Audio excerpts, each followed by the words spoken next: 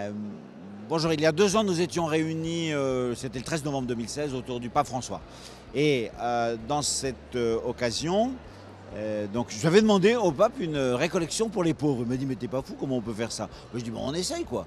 Et alors le vendredi matin, il leur a donné toute la matinée en leur parlant. Il leur a même confié une mission spirituelle. Il leur a dit, vous allez prier, je vous demande cela, pour que les cœurs des riches s'ouvrent et que leurs yeux vous voient. Parce que quand les gens voient les pauvres dans le monde, ils s'occupent d'eux. Et souvent, ils font même plus attention. Il y a quelque chose dans l'argent qui nous rend aveugles. Donc demandez que leur cécité soit guérie, quoi, et qu'ils les voient. C'était très beau. Entendre le pape donner aux pauvres une mission pour une amélioration de l'ensemble de la société humaine, c'était magnifique. Le dimanche 13, il y avait tous les pauvres, c'était assez extraordinaire. Et juste avant d'entrer à la messe, il rencontre le responsable de Fratello, qui était aussi le fondateur de Lazare, et qui lui dit « Saint-Père, Saint-Père, il faut faire une journée mondiale des pauvres !» Et nous, on avait déjà le sermon du pape, celui qu'il allait dire. Et tout d'un coup, en plein dans son sermon, il change le texte. Et il dit, c'est pourquoi j'ai décidé de faire une journée mondiale des pauvres. Alors j'arrive à la sacristie et je lui dis, bah, qu'est-ce que c'est ça? Il me dit, bah, c'est la faute d'Étienne. Parce qu'à la sacristie, avant qu'on parte, il m'a dit ça. Puis du coup, le Saint-Esprit m'a dit, bah oui, il faut prendre cette décision. Et voilà comment on est parti dans cette aventure. Et puis on a proposé à chaque paroisse, chaque communauté de faire ce qu'elle veut. Un goûter, une invitation, une messe, une prière, etc. Parfois, ils ont fait plus que ça, une journée entière, même la veille au soir, etc. Et cette année, j'ai proposé qu'on prenne aussi une initiative diocésaine. Du coup, on s'est dit, on va faire un grand banquet dans un lieu, on ne savait pas si ce serait un lieu public. Finalement, on a choisi Saint-Bonaventure et c'est une idée géniale. Voir cette église transformée en resto pour un vrai banquet des pauvres, c'est quand même extraordinaire. Alors, le résultat, c'est que je me suis dit, on ne va pas faire ça seul. Et j'ai créé une douzaine d'archevêques dans le monde entier. Alors à New York, Santiago du Chili, Wellington, mais aussi Ouagadougou, Tananarive, Bangui, Barcelone, Madrid, Vienne, etc. Et donc nous sommes ensemble. C'est-à-dire qu'il y a 1000 personnes à Ouagadougou qui sont en train de manger à la même heure que nous, etc. Dans cette journée mondiale des pauvres qui est vécue donc, dans un grand lieu, dans un grand sanctuaire.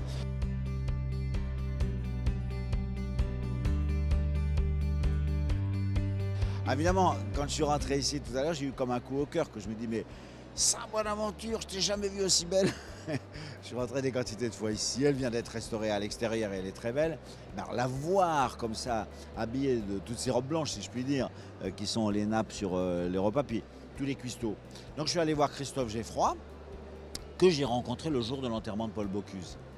Donc d'une certaine manière, c'est un petit peu un hommage à Paul Bocuse aussi, parce que lui, il était un peu le grand chef des chefs.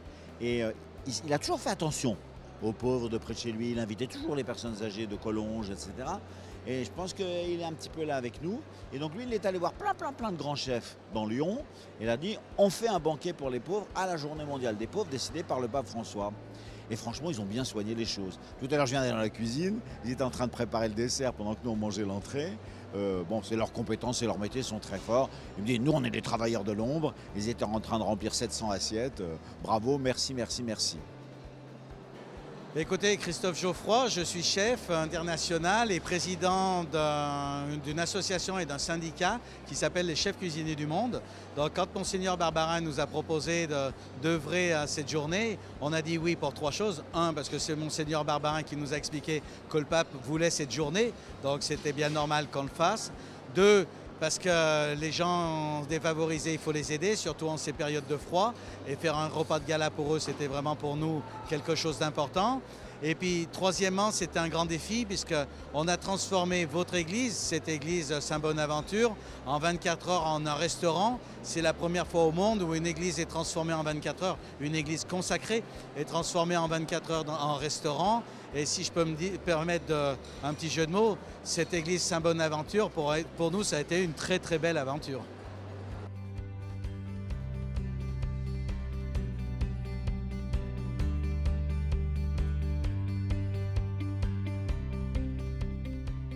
Voilà, alors pour la préparation, on s'y est mis déjà il y a plusieurs mois. D'abord, on a été interpellé par le cardinal quand il a su que l'année dernière, à l'appel du pape et à son propre appel, un certain nombre de paroisses s'étaient mis en mouvement, donc une trentaine l'année dernière, enfin trentaine qui m'ont fait signe pour que j'en fasse état. Mais je suis sûr qu'il y a eu beaucoup d'autres travaux. Et donc à partir de là, on s'est dit, mais tiens, il y a des gens qui travaillent au fil du temps, ça serait bien de signifier ensemble qu'il y a un travail avec les personnes en précarité. Et donc on s'est dit, ben, on va faire, à la demande donc, du cardinal, de faire un rassemblement. Alors c'est pour ça que je dis souvent que ce n'est pas un événement, c'est quelque chose qui signifie du travail au fil du temps. Et ce travail au fil du temps, c'est aussi bien une paroisse qui fait un petit déjeuner habituellement, ce sont des paroisses qui font une soirée récréative, ce sont des associations qui au jour le jour sont au feu de cette action. Je pense aux sans-abri, au Secours catholique, à la Maison Lazare. Voilà, donc c'est un travail qui s'est fait au cours du temps. Donc l'enjeu, c'était de transformer l'église de Saint-Bonaventure en grand restaurant, si j'ose dire. Donc on a eu une vingtaine de scouts qui sont venus nous aider à déplacer les bancs, puisqu'il y avait à peu près 200 bancs et qu'il fallait déplacer et ranger pour ne pas que ça prenne de place, et installer 94 tables pour accueillir à peu près 720 personnes aujourd'hui à table et de mettre le couvert ce matin. Donc ça a mobilisé beaucoup d'énergie, beaucoup de force, et c'était important de recevoir ces personnes le plus dignement et de la façon la plus joyeuse. Il a été fait appel à une association qui s'appelle les Cœurs de Lion, qui est une association d'anciens chefs scouts à la retraite, on va dire, et qui sont prêts à donner des coups de main à des associations ou à des structures pour la partie vraiment logistique. Donc là, on avait à peu près 60 bénévoles qui étaient mis à disposition et qui étaient là pour servir. C'est le propre du scoutisme. Et donc, c'était quelque chose qui était joyeux de pouvoir rendre ce service aux pauvres, de leur donner du temps, de la bonne nourriture et des bonnes conditions et un beau souvenir.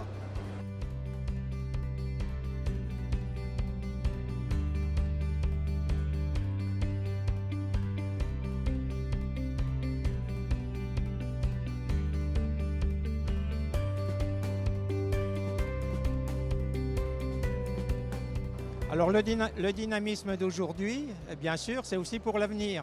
Et cet avenir, ça veut dire très concrètement qu'il faut qu'il y ait des gens qui se mettent au travail avec d'autres, ceux déjà qui sont en route, mais se mettent peut-être plus au travail, peut-être pensent aussi des questions de finances, parce que aider les autres, ça passe aussi par un don trébuchant, si j'ose dire.